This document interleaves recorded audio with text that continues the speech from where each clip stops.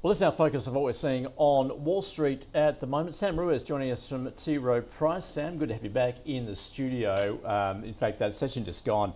More records, the S&P, the NASDAQ at record highs. Again, week after week, we're seeing that. What's actually driving this at the moment? We're going to talk of FOMO and MOMO, but obviously there's a lot of focus on the Fed, the rate cutting cycle, 100% expectations they will start cutting again next week.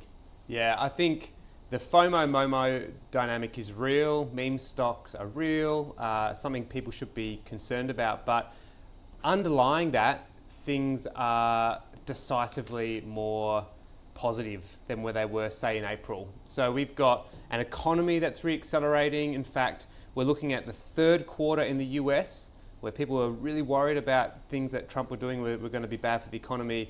Now expecting 3% year-over-year growth for the end of this third quarter. That is very different to recessionary scenarios. We're seeing earnings growth. People expecting those to be as low as very low single digit have now re-accelerated back to around double digit or maybe even very high single digit. We're also seeing not just US earnings growth, but broadly we're actually seeing other regions re-accelerate to faster earnings growth than the US. So emerging markets actually re-accelerating quite strongly. We haven't seen EM earnings growth be stronger or expected to be stronger in the US for some time. So economy is much more resilient.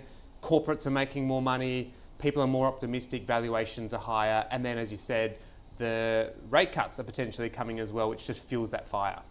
Well, of course, the reason the rate cuts are coming is because the economy has slowed. We've seen that in jobs in particular. So have you discounted the chances of recession? So I just think that recession odds are very unlikely from here. The underlying momentum of the economy is very, very strong. As I mentioned, GDP growth is actually fine. There are some things happening in the labour market that could be quite positive, whether it's in reaction to a slowdown of the economy. I'm not sure whether it's potentially in just that corporates are becoming more productive, could be another thing. Some of them have been mentioned that they are just finding more productive uses of AI that can displace some jobs. I think that the underlying uncertainty is warranted. What you're alluding to, less about we're concerned about a slowdown in the economy, but potentially that there is still some workings to go through from tariffs. And we've spoken about, even about 6 weeks ago on the program here, that there is still a lag effect of tariffs that people don't really know what the true effect is, because there was delays, there was pauses, and then there's now these residual agreements that we've got.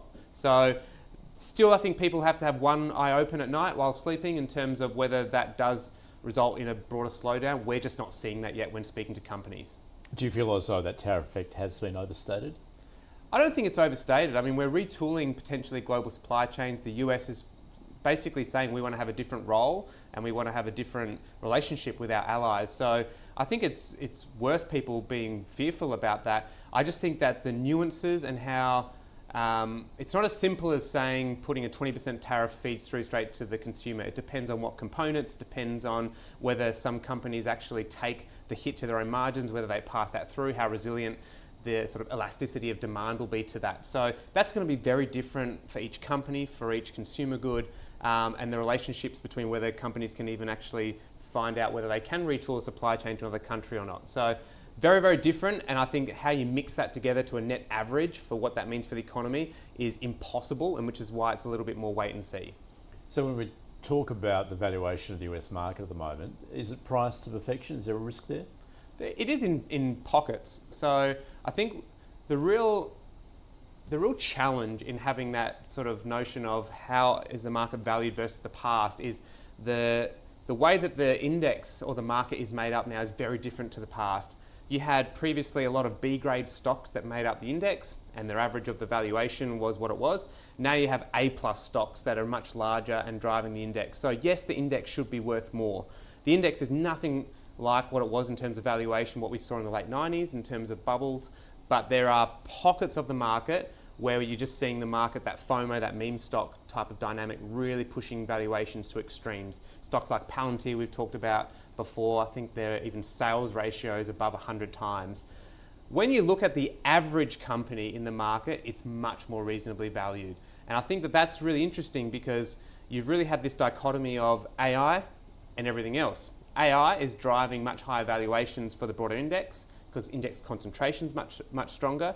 But the real economy, the sort of, let's just call it the non-digital economy, the analog economy, has actually been not firing on all cylinders. We've had a PMI recession for some time.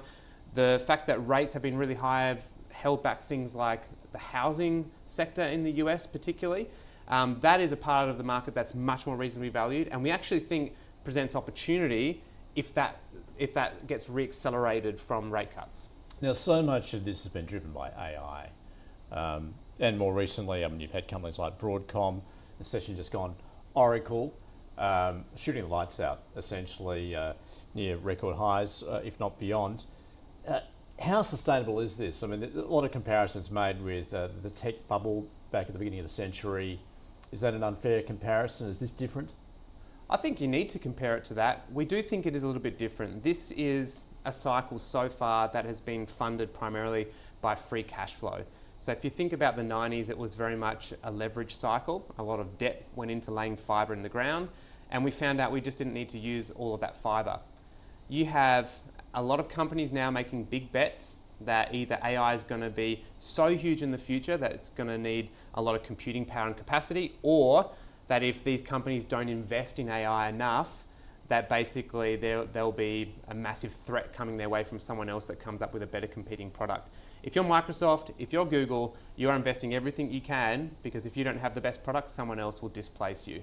I think that just means that if this does end up being an overbuild, let's call it AI capacity, we build too many data centers, the fact that this isn't yet basically fueled by credit, fueled by debt, basically having all the private credit players and banks come in and lending to everyone and anyone to build this infrastructure, just relatively contains the other side of this. It won't be great for companies like the hyperscalers that are investing so much if people figure out that there's no return on investment, but I think it contains it to that quadrant versus sweeping through the economy. That's what can happen when credit basically fuels some of these cycles. It's just not happening this time. So where do you want to be then?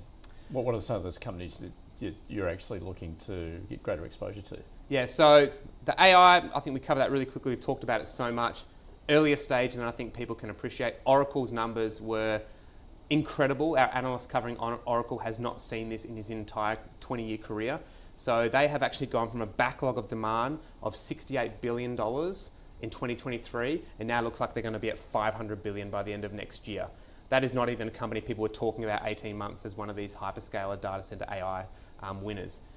I think though, what I've alluded to is you've got this AI economy and then the rest of the real economy. And I think that the prospects of rate cuts coming through, it's expected we get a cut next week by the Fed and an additional 2 on top of that by the end of the year, could really unlock parts of the economy that are tied to rates like housing. And that also flows through to parts of the economy like manufacturing and the industrial sector, which have been incredibly weak. We've had a PMI recession for, I can't remember the exact number of quarters now, but it's probably about 18 months, 24 months. So we're thinking about then, AI still feels great, but where can you get some real economy, sort of real tangible earnings exposure? And an area we haven't spoken before is actually in aerospace.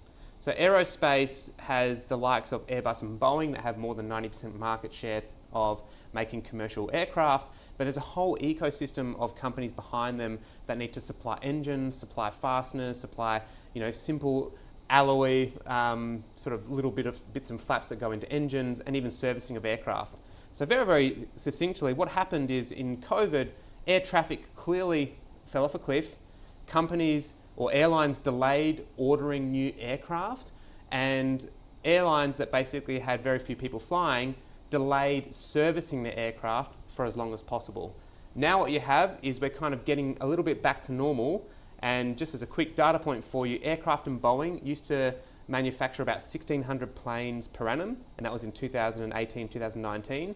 Now they're running as hard as they can, and they can only get to 1,200 because of supply chains. But we think that 1,200 is going to go back to about 1,800. And if you are actually an airline that wants a new aircraft, there's a 10-year plus backlog to get that aircraft. That's how, when we look at how durable and visible we actually see this thematic. And if you want to get your aircraft serviced, there's a 2-year backlog. So normally people worry that in aerospace it's quite cyclical and people can just cancel orders. But if you were running an airline today and you thought maybe we're not unsure about ordering that new aircraft, You're much less likely to cancel if you know you have to get to the back of a 10-year queue. We just think that means more resilient earnings, more durability, more forecast ability for us in terms of this space going forward.